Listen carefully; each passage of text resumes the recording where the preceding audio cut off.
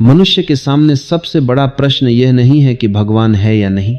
सबसे बड़ा प्रश्न यह भी नहीं है कि स्वर्ग है या नरक। सबसे बड़ा प्रश्न है, मैं कौन हूं? तुमने कभी सोचा है कि हम सारी जिंदगी अपने बारे में ही गलतफहमियों में जीते रहते हैं। बचपन से हमें बताया गया तुम्हारा नाम यही है, तुम्हारे माता पिता ये हैं, तुम्हारा धर्म यह है, तुम्हारा देश यह है। लेकिन क्या नाम ही तुम्हारी पहचान है? नाम तो बदला जा सकता है। क्या धर्म ही तुम्हारी पहचान है? धर्म तो परिस्थितियों से तय हो जाता है। अगर तुम भारत में पैदा हुए तो हिंदू, पाकिस्तान में हुए तो मुसलमान, यूरोप में हुए तो ईसाई। तो क्या आत्मा भी सीमा और धर्म के हिसाब से बदल जाती है? नहीं, आत्मा तो वही रहती है। देखो, दुनिया भर के मंदिर, मस्जिद, चर्च, गिरजाघर सब इसी एक प्रश्न के चारों ओर खड़े किए गए हैं। लोग प्रार्थना कर रहे हैं, साधना कर रहे हैं, उपवास कर रहे हैं, लेकिन भीतर यह प्रश्न छुपा हुआ है, मैं कौन हूं? अब सोचो, तुम खुद को शरीर समझते हो, लेकिन शरीर हर पल बदल रहा है। जिसे तुम बचपन में शरीर कहते थे वह अब कहीं नहीं है। जवानी का शरीर और है, बुढ़ापे का शरीर और हो जाता है। फिर भी तुम कहते हो मैं वही हूं, तो यह मैं शरीर नहीं हो सकता। तुम कह सकते हो मैं मन हूं, लेकिन मन भी स्थिर कहां है? सुबह हंसते हो, शाम को रोते हो, कभी क्रोध आता है, कभी प्रेम उमड़ता है। मन तो पागल बंदर की तरह एक डाल से दूसरी डाल पर कूदता रहता है। तो अगर तुम मन हो तो तुम्हें भी हर पल बदल जाना चाहिए, लेकिन भीतर कुछ है जो वही रहता है। यही सवाल खड़ा करता है, तो तुम हो कौन? यह सवाल ही तुम्हें भीतर की यात्रा पर ले जाता है, और यही खोज धीरे धीरे तुम्हें चेतना तक पहुंचा देती है। चेतना वह जो हमेशा है, वह जो न बचपन में बदलती है, न जवानी में, न बुढ़ापे में। वह जो हर सुख दुख, हर उतरा आर चढ़ाव के बीच साक्षी बनी रहती है, वही आत्मा है। जब तक आदमी खुद को केवल शरीर मानता है, तब तक उसकी पूरी जिंदगी मृत्यु के डर से घिरी रहती है। सोचो, शरीर नाजुक है, एक छोटी सी बीमारी, एक छोटा सा हादसा और सब खत्म। अगर तुम यही मान लो कि मैं शरीर हूं, तो मृत्यु तुम्हें हमेशा पीछा करती रहेगी। फिर जीवन केवल सुरक्षा का खेल बन जाता है। क्या खाएं कि शरीर सुरक्षित रहे, कैसे जिएं कि बीमारी न हो, कैसे बचें कि मौत दूर रहे। लेकिन मृत्यु तो निश्चित है। तुम लाख कोशिश करो, शरीर बचने वाला नहीं। और अगर तुम कहते हो मैं मन हूं, तो भी परेशानी खत्म नहीं होती। मन का स्वभाव ही अस्थिरता है। कभी हंसी आती है, कभी आंसू बहते हैं, कभी गुस्सा उमड़ता है, कभी प्रेम। मन हमेशा बदलता रहता है, जैसे आसमान में बादल आते जाते। अगर तुम मन को मैं मानते हो, तो तुम्हारी पहचान भी बदलती रहेगी। कभी तुम अच्छे इंसान हो जाओगे, कभी बुरे, कभी देवता, कभी राक्षस। तुम्हें कभी चैन नहीं मिलेगा।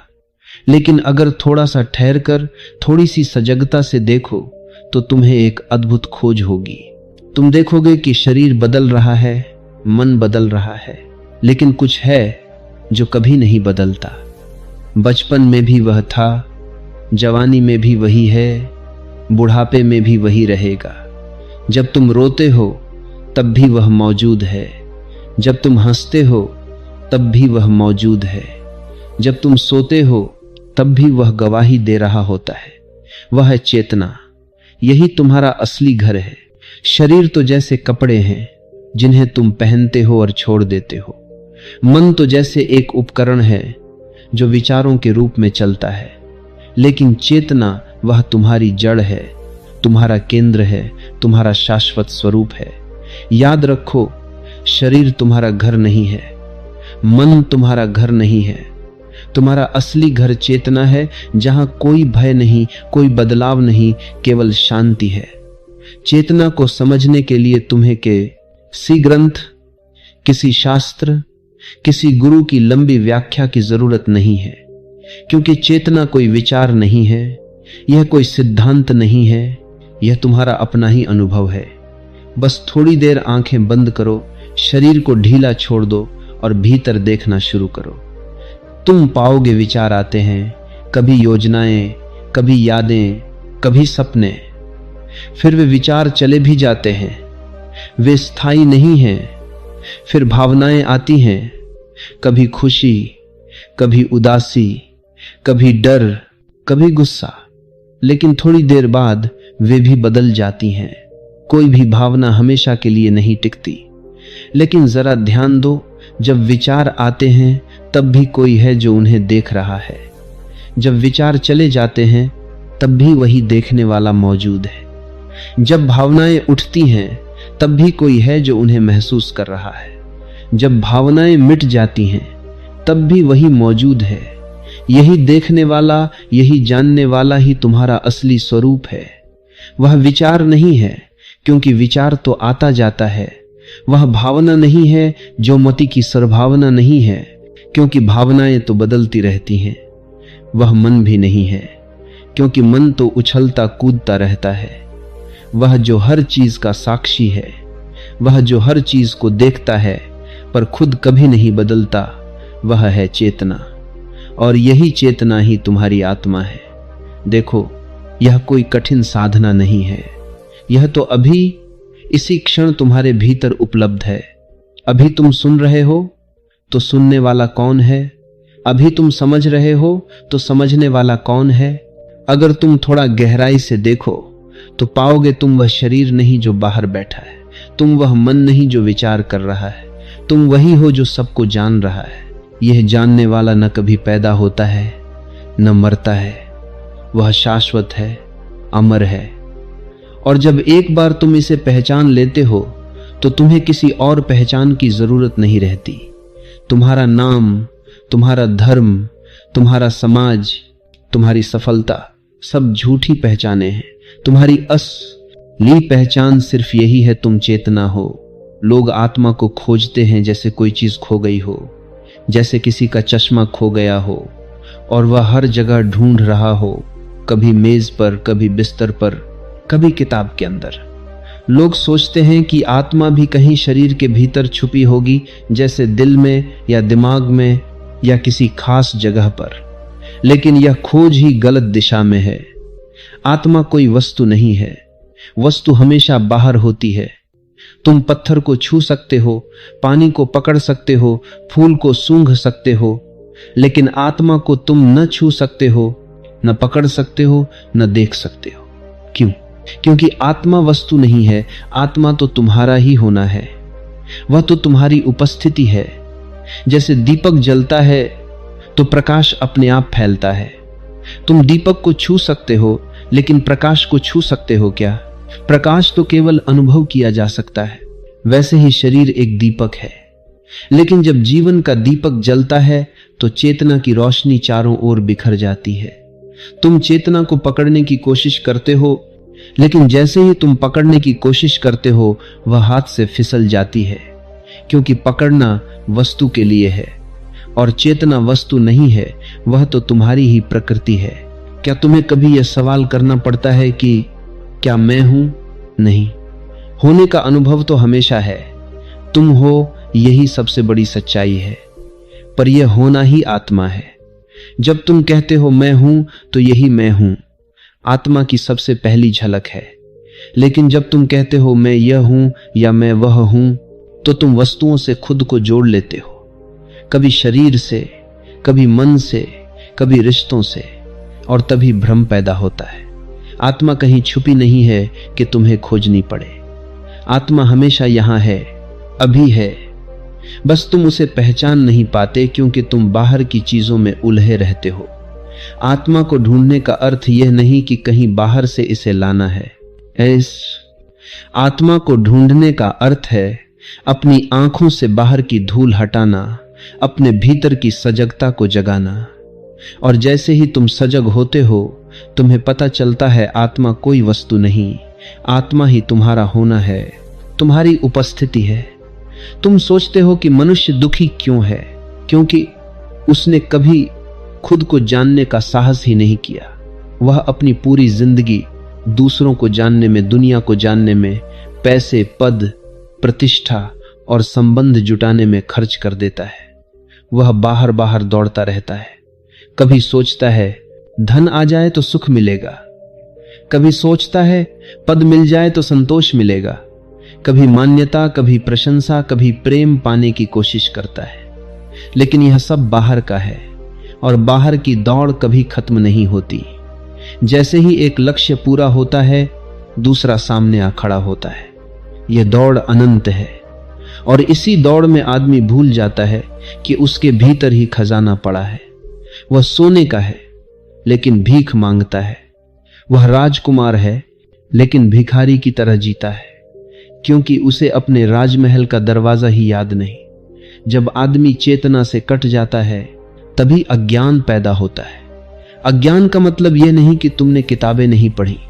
अज्ञान का मतलब है कि तुम अपने असली स्वरूप को भूल गए। अगर आदमी खुद को चेतना मान ले तो सारा डर, सारा दुख मिट जाता है। लेकिन जैसे ही वह खुद को शरीर और मन मानता है, वह अंधकार में गिर जाता है। शरीर नाजुक है, मन अस्थिर है, और इन दोनों से चिपक कर जीने का अर्थ है हर पल डर, हर पल असुरक्षा, हर पल चिंता। देखो, यही कारण है कि जीवन लोगों के लिए बोझ बन गया है। सुबह से रात तक वही दौड़, काम, पैसा, प्रतिष्ठा और अंत में थकान। लोग जी नहीं रहे, बस किसी तरह ढो रहे हैं। उनका जीवन आनंद का उत्सव नहीं बल्कि एक भारी बोझ है। यह बोझ इसलिए है क्योंकि भीतर का प्रकाश बुझा हुआ है। आत्मा तो है, चेतना तो है, लेकिन अज्ञान ने उस पर धूल जमा दी है। जैसे सूरज हमेशा चमकता है, लेकिन अगर बादल छा जाएं तो रोशनी हमें दिखाई नहीं देती। सूरज मिटा नहीं है, बस हमारी आंखें ढकी हुई हैं। इसी तरह चेतना हमेशा मौजूद है, लेकिन अज्ञान का बादल उसे ढक लेता है। और फिर आदमी सोचता है मैं दुखी हूं, मैं अधूरा हूं, मैं खाली हूं। मनुष्य ने आत्मा को कहीं बाहर खोजा, मंदिरों में, तीर्थों में, शास्त्रों में। लेकिन आत्मा बाहर नहीं है, आत्मा तुम्हारे भीतर है और उस तक पहुंचने का द्वार है सजगता। तुम सोचते हो आत्मा कोई रहस्यमयी वस्तु है, कोई चमत्कार है, लेकिन आत्मा कोई वस्तु नहीं है। आत्मा तुम्हारी अपनी चेतना है, और चेतना का स्वाद तभी मिलता है जब तुम सजग होते हो। सुनो, तुम चल रहे हो, हर रोज चलते हो, लेकिन कभी सोचा है कि मैं चल रहा हूं? तुम्हारे पैर चलते हैं, शरीर चलता है, और तुम बिना ध्यान दिए बस चलते चले जाते हो। लेकिन अगर एक दिन धीरे धीरे चलो और चलते हुए देखो, हां मैं चल रहा हूं, तो भीतर कुछ बदलने लगेगा। अचानक तुम्हें लगेगा चलना सिर्फ शरीर का है। तुम स्वयं चलने वाले नहीं हो, तुम देखने वाले हो। यही सजगता है। जब तुम खाते हो, आमतौर पर तुम बिना देखे खा जाते हो। खाना तुम्हारे लिए सिर्फ आदत है, बस मुंह चल रहा है। लेकिन अगर खाने बैठो और हर कौर को देखो, उसका स्वाद लो, उसकी गंध को महसूस करो और भीतर साक्षी बने रहो, तो अचानक एक गहराई खुलती है।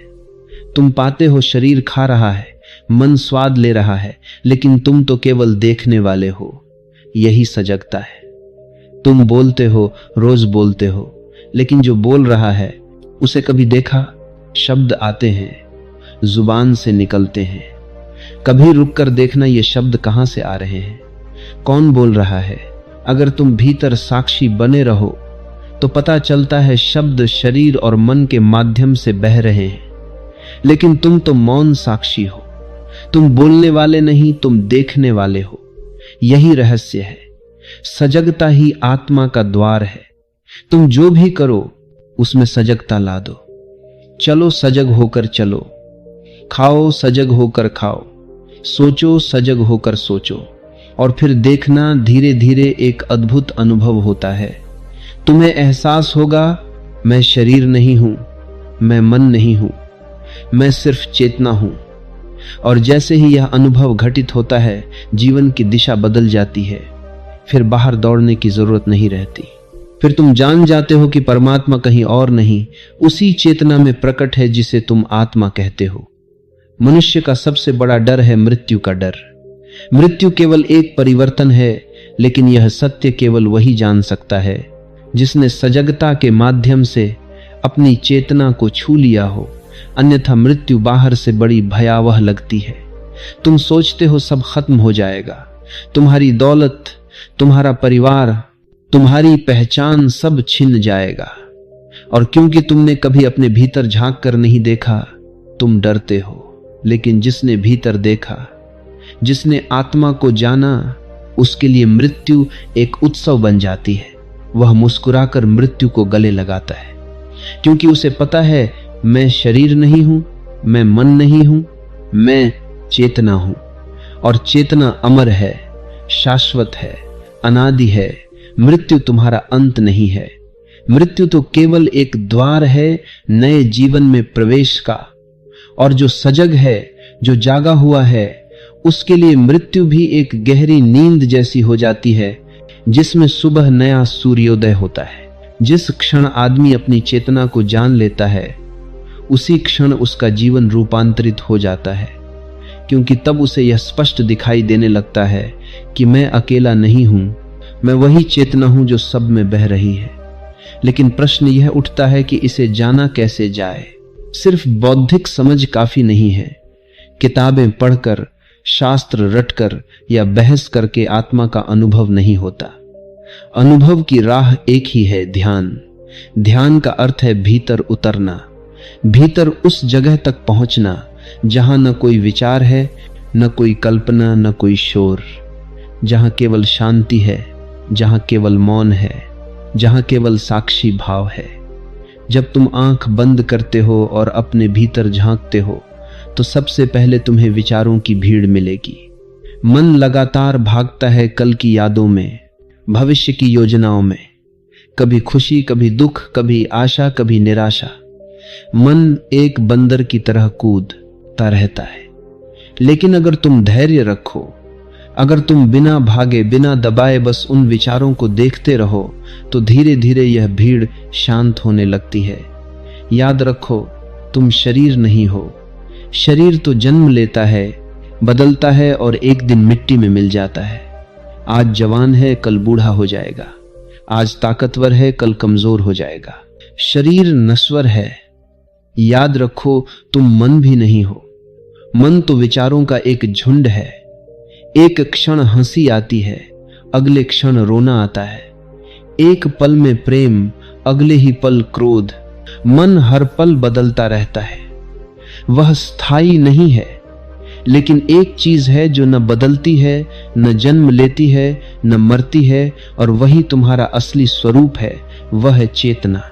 यही चेतना तुम्हारी आत्मा है। अगर तुम इसे पहचान लो, तो सारा जीवन बदल जाएगा। फिर कोई भय नहीं रहेगा, न मृत्यु का डर, न हानि का डर, न अकेलेपन का डर।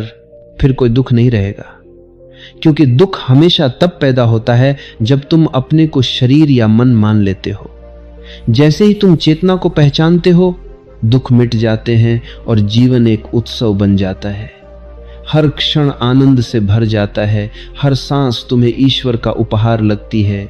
हर मुलाकात, हर अनुभव तुम्हें अद्भुत लगने लगता है। लेकिन जब तक तुम अपनी चेतना को नहीं पहचानते, जीवन एक बोझ है।